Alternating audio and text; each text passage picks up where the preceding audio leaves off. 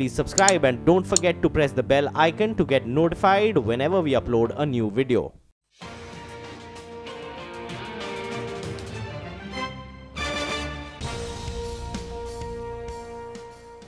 The Asian Infrastructure Investment Bank is a multilateral lending organization which started operations sometime in 2016. It's lent to projects around the globe worth some $4 billion plus. About $1 billion plus has come into the country here in India. The third edition of the annual meeting of AIIB is happening here in Mumbai. On the sidelines of it, I have the pleasure of welcoming Mr. Jin Liqun, who's the president of the organization. Mr. Liqun is someone who's worked in positions of power in the Chinese government and multilateral organizations like the AIIB over the last 2.5 odd decades or so. So thank you very much for your time. Appreciate it. Thank you. I'm happy to be here. So I have to begin by asking what is a hot button issue right now, which is essentially the prospect of a trade war. I mean, just want to get your thoughts on it. Are we in one, or what are the prospects of we getting into one? You see, the trade war between any two nations or among many nations certainly is the concern of not just the people of those nations involved, but also the members of the international community. Because given the global integration at this stage, any trade war would definitely impact on the economic growth and the livelihood of the people, directly or indirectly. So that is the concern of so many people in this world, and definitely it's important for the countries involved to work out the differences. Do you think we're already in one? Well, at least I think it's very risky, and there are lots of issues which would have to be dealt with very quickly without an all-out trade war. China's response, I mean, I'm just to take that point a little forward, so far has been whenever the US has imposed something, it's imposed, I mean, the measure has been even-handed, equal, and the statement has been conciliatory. That we don't want a trade one, but we won't shy away from one if one were imposed on us. I mean, just trying to get a sense, what is the thinking in China about this one? You see, it's not appropriate for me to make any judgments on the positions of any country.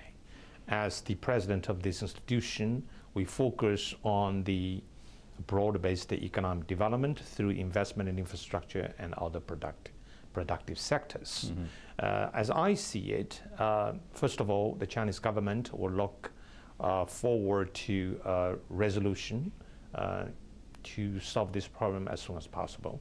And I do hope both sides will try their very best to work this out. And our job is to invest in infrastructure in our members so that people understand by working together through cooperation and collaboration, we can make the world better. We can create tomorrow, better tomorrow than today. This is our core values, and I hope things will be worked out. It's not easy, I know. You're absolutely right. And I think that when ministers come down for the meeting, would you imagine that a lot of the conversation would be around this? I mean, probably, I think, given the theme of this year's annual meeting, mobilizing private sector, innovations, collaboration, sure. I don't think people would be distracted by the ragings of the trade war, but I do believe our very productive and constructive dialogues here in the bank's annual meetings would probably help some people to understand what is the right course of action, what is the best way to deal with the tough issues we are faced today. I hope people will understand this. And since we have 86 members, and most of these members of our bank would more or less be involved if there's any trade war, you know. I'm sure it'll be more cordial than the G7. Fair enough. So let's move on, sir. I mean, to infrastructure and lending in that particular sector. What's happening here in India? You've lent about $1.25 billion already to various projects in India. what is the pipeline essentially? Is what I'm trying to understand. You see, we certainly believe India would be a major contributor to this bank in many dimensions. India is number 2, the shareholders in this bank, and India is the largest borrower of this institution. And even today, our lending to India accounts for 1/4 of our total lending. As we move forward, even though it would be more balanced lending program, India would be still the biggest borrower, particularly against the background that China, as an initiator of this bank, is not going to borrow in large amount from this institution.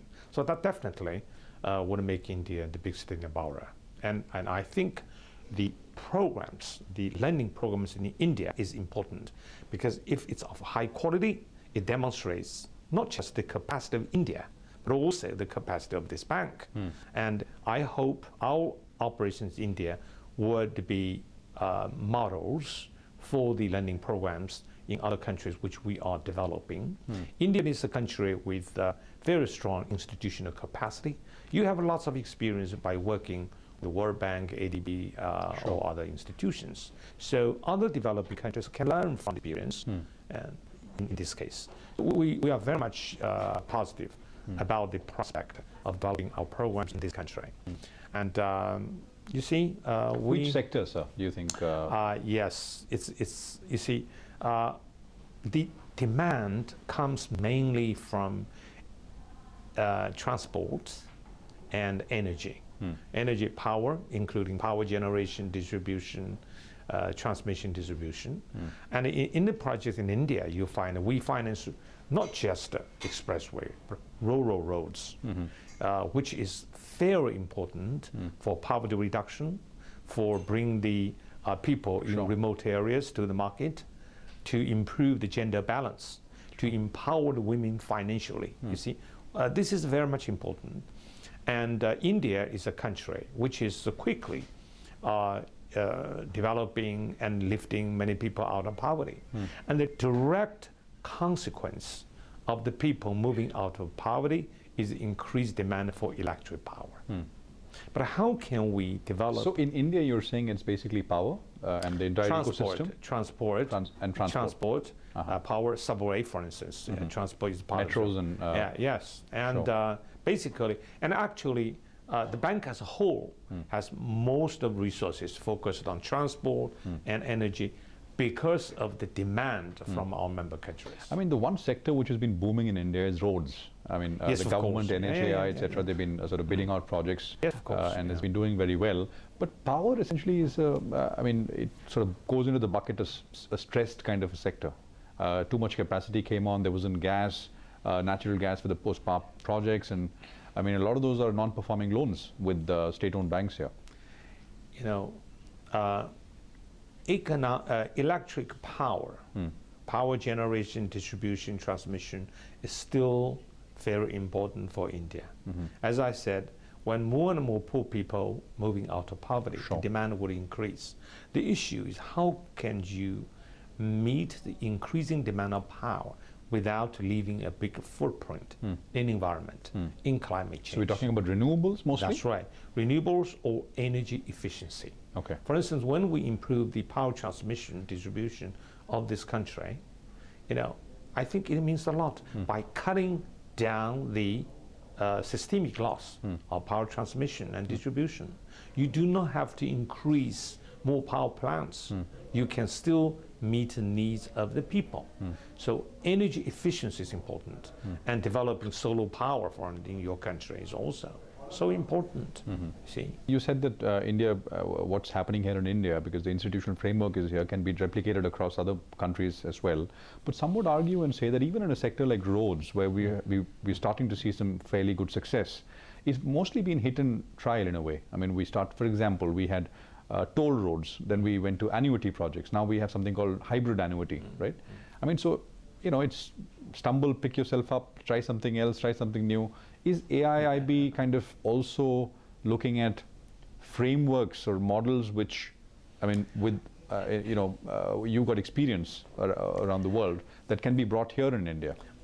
There are many successful stories of, for instance, road projects, roads, expressway, normal roads, or railways, rapid rail or normal rail. There are so many successful cases. China is the case in point, and some other Asian countries are doing very well.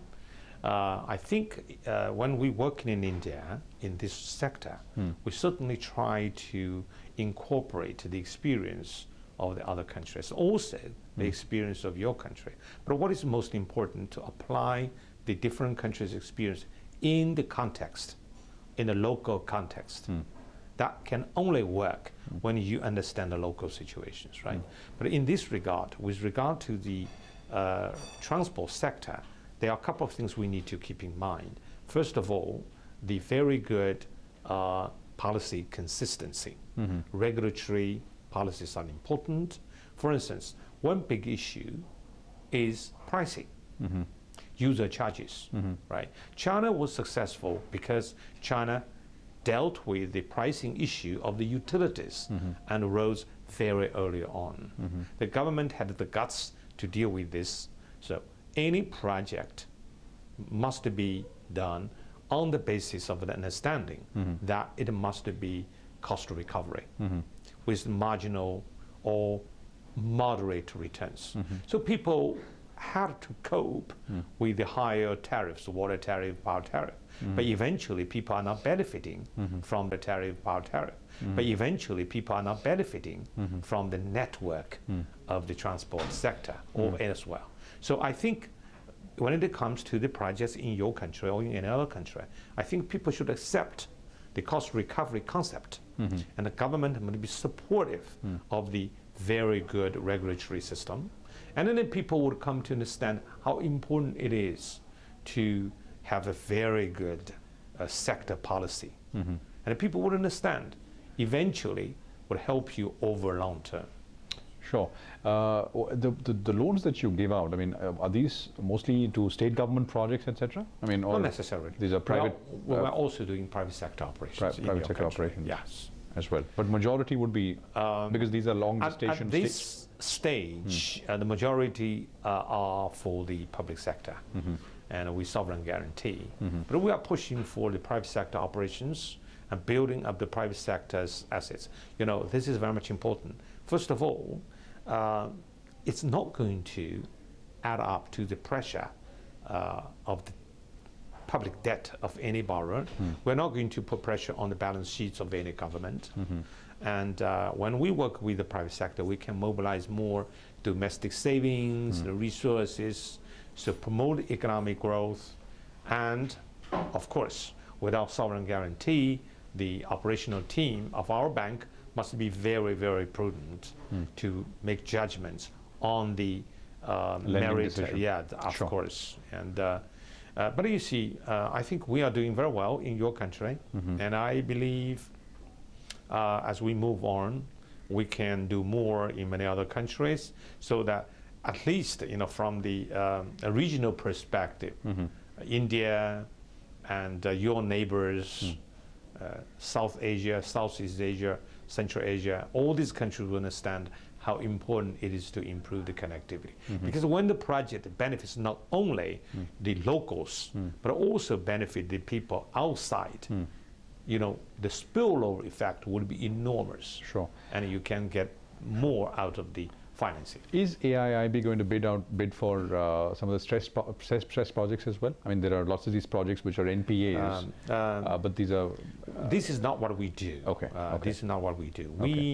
We invest in greenfield, brownfield, and expansion, but we will not be, for instance, you know, putting money in a company which is in distress. This is not at least the so, you know, just there is this idea here in India, I mean, because there is such a big stock of stressed loans with public sector banks, that why not create, I mean, it's been tried in the US, for example, a bad bank, a big asset reconstruction company, which can, where you can warehouse all these bad loans, and then, you know, the public sector banks are free to, they're unencumbered to go on. Is it a good idea? I just want to... This is something which is being done by some of the countries, by some of the investors. I think at least this is an option for some of the potential investors to contribute to the financial stability, to improve the performance of some companies, which in my view is a very viable approach. But given our mandate, not from AIIB, but I think that's one of the approaches to solve some of these issues. This is also, I think it's more or less like an asset management company, which take the NPLs from the existing commercial banks, and then they do try to work this out. Some of the NPLs are actually very good assets, except that the company is momentarily short of financing. Cash and funds. Fair enough. Okay. So you think it's a good idea? That's right. That's right. It can. Okay, but the issue is how you do that. You know, it's very important. Sure. The other issue, coming back to what you do, is there's this big risk of exchange. The exchange rate risk essentially. How do you? Is there a framework that you have worked at, to hedge the foreign currency risk? Because these are long gestation, 20, 25-year-old loans. Rates of interest are very attractive, but as we've seen with emerging market currencies recently, the currency goes for a toss and suddenly, you can't service the loan. Is there a way out of that? Probably you're referring to an option of lending in local currencies, whether it's in dollars or hedge with the local central bank. Whether we make loans in dollars or in local currencies. It's always an issue of how to hedge, against the currency depreciation or whatever. It's always an issue of how do you manage the exchange risks. So far as the bank is concerned, early on we make loans only in the United States dollars, but we are also trying to build up our capacity. As we move forward, it is possible for us to make loans in the local currency. Okay. But it's a challenge also, for the bank to handle this, But so far it's all only USD. So far, yeah. We are building up the treasury capacity, and in response to the need of the countries, we will look at this issue.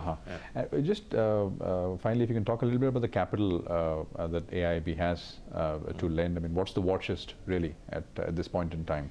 What's the commitment from member countries? What will it grow to over the next couple of years? Just give us some idea.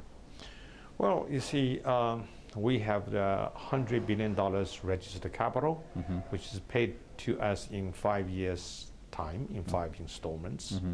And starting from 2016, very quickly we will have all the paid-in capital. And for this bank, it is very important for us to manage the equity capital well, so that they will grow in value to serve as the financial basis of this institution, you see. And the shareholders are very, very supportive. And I think, it's not easy for these countries to join bank with 20% of the paid-in capital, which is the highest for any MDBs.